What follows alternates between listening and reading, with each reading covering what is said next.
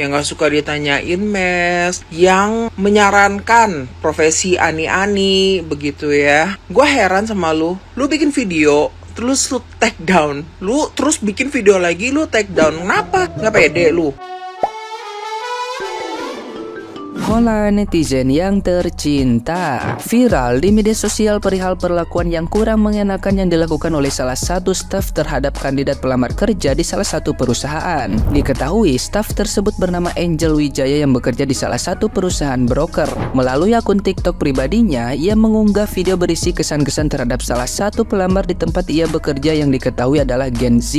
Video tersebut tentu langsung menjadi viral. Namun video tersebut mendapatkan respon yang tidak sesuai harapan. Kolom komentar video tersebut pun dipenuhi komentar negatif dari netizen yang berbakti. Video tersebut menjadi kontroversi karena Angel Wijaya menganggap sikap pelamar yang dianggapnya kurang sopan hanya karena menanyakan perihal fasilitas mes di perusahaan dan menolak tawaran posisi sales. Angel Wijaya juga sempat membawa-bawa jurusan kuliah dan tempat kuliah perihal kandidat yang ditawari kerja tidak mau ditempatkan di posisi sales dan telemarketing. Karena ramai, video tersebut akhirnya di take down. Dengan begitu, Angel Wijaya juga dinilai telah merendahkan salah satu generasi yakni Gen Z. Fakta interview anak Gen Z zaman sekarang kalau dipanggil buat interview kerja. Apa Nov kemarin jawabannya pas dipanggil interview kerja ada nanya apa? Butuh mes. Lalu butuh kerja apa butuh tempat tinggal? Nyari mes. Gak mau sales, gak mau telemarketing, maunya back office. Udah gitu gak punya pengalaman apa-apa. Kelar. Situ lulusan jurusan apa sebelumnya, kuliah di mana? Ini apakah seperti marketing atau sales lagi di perusahaan piala lainnya? Emang kayak gimana sih di perusahaan kalian sebelumnya tuh kenapa sih? Ada apa gitu loh? Sebenarnya mau kerja di broker, orang di bank aja dulu juga cari nasabah. Iya, semua pekerjaan tuh nyari nasabah. Yang penting kan duit. Iya. Capek banget sih anak-anak zaman sekarang kayak dikasih pekerjaan milih-milih. Cari yang mau ngutang, yang pinjaman. Lu asuransi lu cari klien.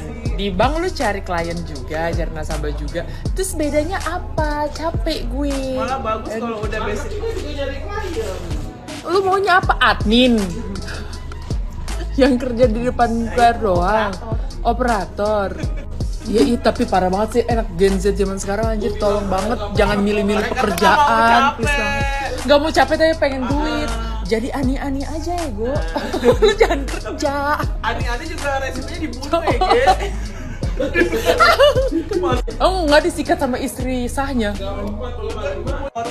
Tapi menurut gue malah enakan kayak status yang sekarang, karena kalian gak ada potongan apa-apa loh, gaji full terimanya bersih kan? Iya, gajinya terimanya bersih. Ada gaji pokok, udah gitu terimanya bersih.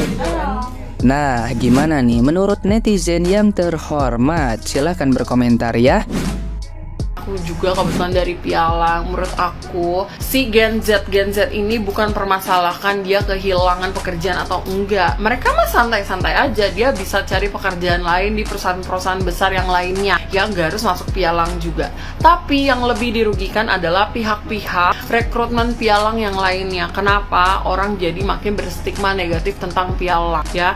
Jadi kakak tahu sendiri kalau Pialang itu kan stigmanya di Indonesia udah cukup negatif ya. Dari mulai gaji yang nggak dibayar, gaji ditunda, komisi ditunda, komisi nggak dibayar. Kakak tahu sendiri kan Pialang itu kayak gimana ya kan? Banyak pialang-pialang yang tidak memberikan haknya kepada si karyawannya gitu ya. Dengan timbulnya masalah kayak gini lagi, makin jelek kak nama Pialang. Udah mendingan minta maaf aja ya, biar bersih nama Pialang, bantuin ya. Nggak kita doang nih anak-anak Pialang, capek.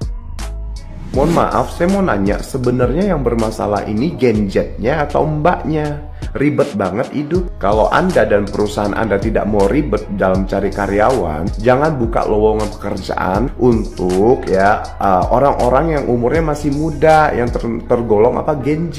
Langsung aja cari yang berpengalaman, orang yang sudah berumur, biar enak ngomongnya. Dia tahu posisinya di mana, dia tahu gajinya berapa, dan dia tahu kerjaannya apa. Nggak usah munafik deh. Kenapa rata-rata ya perusahaan itu cari karyawan yang masih muda tergolong Gen Z? Karena bisa diiming-imingin, bisa diajak bekerja dalam tekanan atasan. Udah gitu dia mikir untungnya, karena Gen Z itu peluangnya itu sangat besar dan pemikiran itu sangat kreatif. Kalau cari karyawan yang udah berpengalaman, pendidikannya udah tinggi, yang udah berumur tuh susah diiming-imingin, susah dibodoh-bodohin, susah diajak bekerja dalam tekanan atasan. Gue malah seneng sama anak muda zaman sekarang yang dibilang Gen Z itu, karena apa ya, gue lihat hidup mereka tuh kayak tertata, yang kayak punya planning untuk kedepannya. Kalau anak muda zaman dulu itu kan kalau cari kerja yang dipikirin cuan-cuan, duit, karena memang nggak ada pilihan lain lagi gitu loh. Kalau anak muda zaman sekarang yang dibilang Gen Z itu kan dia mencari kerja, cari duit juga, tapi dia mencari kenyamanan juga gitu loh. Dan mereka pun mencari sesuatu yang merasa mereka bisa kerjakan dan memang sesuai dengan yang ada di diri dia. Sebuah karakter itu tidak bisa dilihat dari umur sih menurut gua ya. Jadi intinya yang bermasalah ini bukan Gen Z-nya, tapi perusahaannya yang nggak mampu ya. Perusahaan yang banyak mau, tapi yang disalahkan Gen Z-nya. Kalau lo ngerasa nggak ada yang salah, berarti hati nurani lo udah mati. Sumpah, rame banget lo diomongin sama orang-orang TikTok, Jel.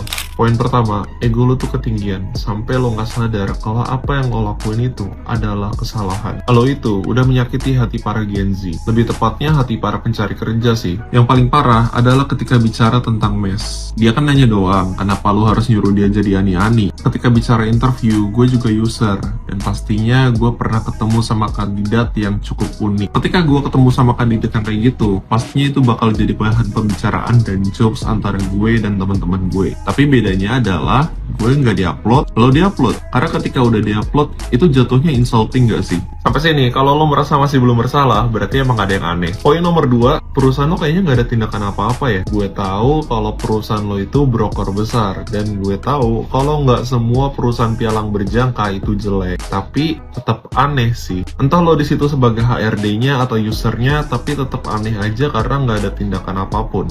Buktinya lo masih bisa bikin video kayak gini, persis kayak video lo yang kedua.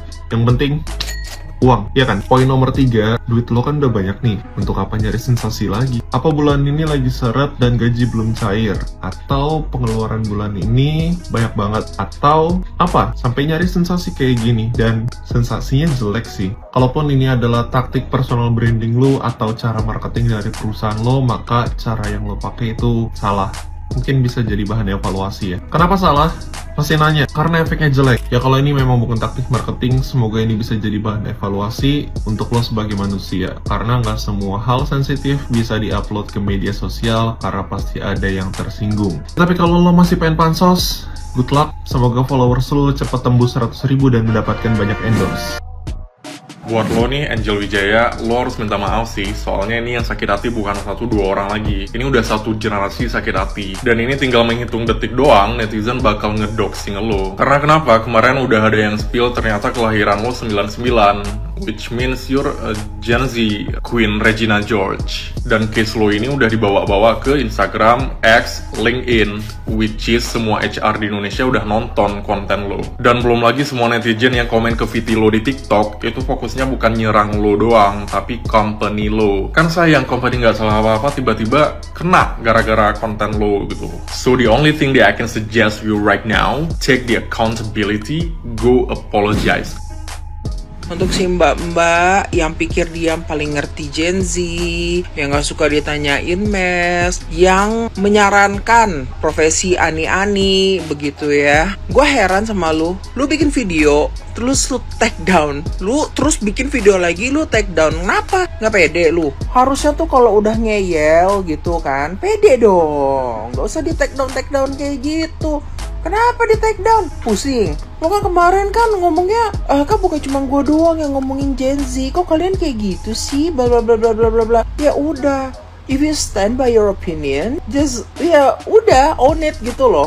Gak usah lu hapus-hapus. Ngapain lu hapus? Kalau lu hapus berarti lu kan ngerasa ada something wrong. Minta maaf lah. Yang bete sama lu itu ya, menurut gue bukan cuma Gen Z doang sih. Gue sebagai milenial juga gue gedek gitu. Karena kayak kesannya itu kayak milenial sok tahu banget tentang Gen Z gitu. Padahal gue gimana ya, gue selama ini kerja sama Gen Z fine aja. Lu aja yang nggak pernah ketemu sama Gen Z yang emang bener-bener work ethicnya bagus gitu. Nah setelah gue lihat-lihat lagi video-video yang lain, gue udah mulai memahami sih sifatnya si Mbak ini. Apa ya istilahnya ya, gue sih nggak mau ngomong. Pokoknya intinya dia tuh kayak ngerasa paling superior gitu lah. Kalau anak zaman sekarang tuh ngerasa paling sigma gitu dia tuh kan. Kayaknya ini kalau di kantor, dia kalau ngomong apa nanti terus rekan-rekannya pada oh iya mbak, bener mbak, kayaknya gitu deh ya kan. Manusia nggak pernah minta maaf, baru habis itu selalu ngerasa paling bener kayak gitu. Nih ya, gue upload sama lu, gue ngerasa kayaknya lu masih bisa diperbaiki lah gitu ya kalau lu ada video permintaan maaf deh. Karena gue yakin sih lu kan mentalnya kan paling hebat ya, karena lu kan selalu ngomong mental orang nggak punya pengalaman kerja, mental cerek lah, apalah, ngomongin Gen Z mental cerek lah, suruh jadi ani-ani lah dan segala macem. Nah gue anggap mental lu tuh udah mental yang paling oke banget gitu ya. Tunjukin kebesaran hati lu, minta maaf, koreksi bahwa memang pendapat lu itu salah gitu. Dan kalau bisa upload juga Gen Z. Gue malah bangga sih, anak Gen Z sekarang tuh kritis banget. Aduh, Gen Z lagi. Gue kelahiran tahun 99, artinya gue adalah Gen Halilintar. Waduh, permasalahan yang dihadapin sama Gen Z sekarang itu bener-bener serius. Kompas juga rilis koran. Tampilan utamanya itu ngebahas tentang Gen Z. Permasalahan pertama adalah Gen Z makin sulit cari kerja di sektor formal. Kita bisa lihat dari grafiknya teman-teman. Di tahun 2009 sampai 2014 itu serapannya banyak banget. Mantap ya Pak SBY. Dan di 2019 sampai 2024 itu makin turun lagi, tinggal di 2 jutaan. Salah satu faktornya adalah ya penerimaan, persyaratan kerja itu makin kesini makin ketat. Lulusan S1 bisa Microsoft Excel, bisa spreadsheet, bisa mengendalikan air, bisa mengendalikan tanah. Permasalahan berikutnya, warga lansia masih bekerja untuk menopang Gen Z. Gokil, di carry cok. Sebanyak 5,7 juta warga lansia masih aktif bekerja untuk menopang 11,1 juta Gen Z dan milenial. Sangat unik ya terjadi di Indonesia ya. Gen Z-nya susah dapat kerja, terus yang lansianya itu masih bekerja. Saran gue buat Gen Z ya, daripada lu dicelek-celekin gitu sama kita-kita sendiri, gak didukung sana-sini, mending cari peluang atau kesempatan di luar negeri sih kata gue mah. Feels like we don't deserve you guys. Apalah itu Indonesia Emas 2045.